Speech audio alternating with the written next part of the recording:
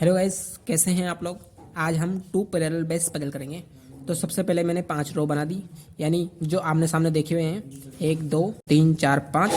और पहली पंक्ति ये वाली है और दूसरी पंक्ति ये है। पहली पंक्ति नॉर्थ की तरफ देख रही है और दूसरी पंक्ति साउथ की तरफ देख रही है।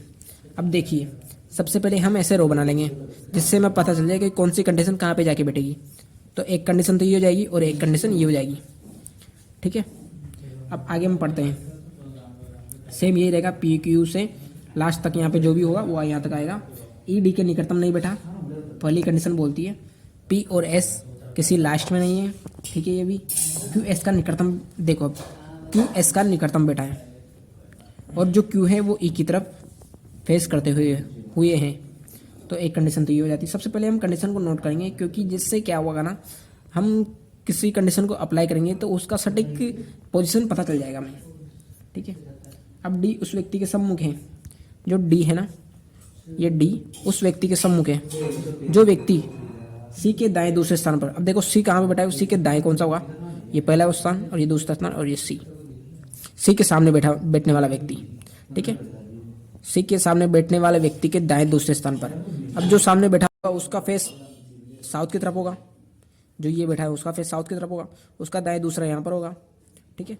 तो ये हमारे पास फिक्स पोजीशन है, ठीक है। अब आगे देखते हैं। एस के दाएं दूसरे स्थान पर, और एस अगर साउथ फेस कर रहा है तो दाएं दूसरे स्थान पर पी यहाँ पर आएगा। ये भी हमारे पास फिक्स है, ठीक है। टी किसी लास्ट में बैठा है लेकिन वो सी की उन्मुख नहीं है। अब देखो टी किसी लास्ट में बैठा है तो टी यहाँ पे भी हो सकता है और टी यहाँ पे भी हो सकता है। तो सबसे पहले हम देखेंगे टी अगर यहाँ पर है, ठीक है, तो टी के बाएं दूसरे स्थान पर आर बैठा है। अब देखिए टी के बाएं दूसरे स्थान पर कौन सा होगा, टी के बाएं दूसरे स्थान पर यहाँ पर पहला व्यक्ति दूसरा व्यक्ति, तो आर यहाँ पर हो जाएगा।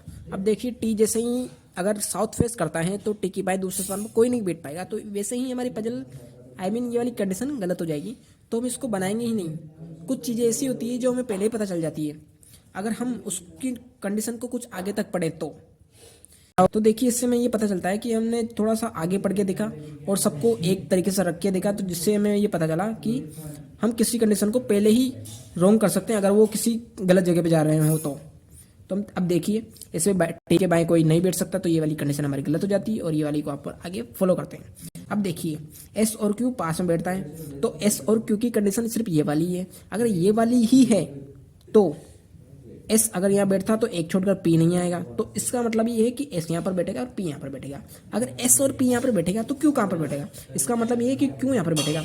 और अगर क्यू के सामने ई बैठा है तो देखिए हम क्यू को सामने ई भी रख देंगे।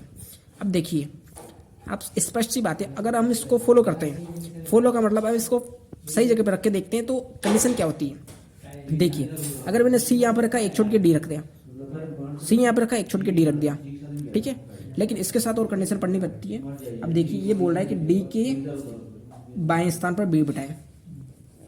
अब देखिए इस कंडीशन से ये पता चलता है कि अगर मैंने सी एक छोड़ के डी रख दिया तो डी के सामने बी बैठ जाएगा, लेकिन अगर सी रखकर एक छोड़ कर डी रखा तो डी के बाएं कोई नहीं बैठ पाएगा, जिससे हम इस कंडीशन को सी यहाँ पर रखकर डी एक छोड़कर डी रख देंगे, डी के बाएं बी बैठ जाएगा और यहाँ पर ए बैठ जाएगा। अब देखिए ये कंडीशन ऐसा क्यों हुआ कि हम इसको सही टाइम पर कैसे कर पाए। अब देखिए कुछ चीज़ें ऐसी होती है कि हमें ना जो पजल की सारी कंडीशन को एक साथ मर्ज करके देखना ये पड़ता है कि हम जो कर रहे हैं वो क्या वो सही है या क्या वो नहीं है। तो इससे हमें पता चलता है, हमें सारी कंडीशन को नोट करने के बाद में हमें पता चलता है कि ये वाली कंडीशन यहाँ पे फॉलो नहीं हो रही है और ये वाली कंडीशन यहाँ पे फॉलो हो रही है। तो इस वजह से हमारी ये वाली कंडीशन और पजल ये वाली सही हो जाती है। गाइस ऐसे ही और वीडियो और चीज़ें देखने के लिए हमारे चैनल को subscribe and press the bell icon. Press the bell icon. Please do subscribe and press the bell icon. Thank you.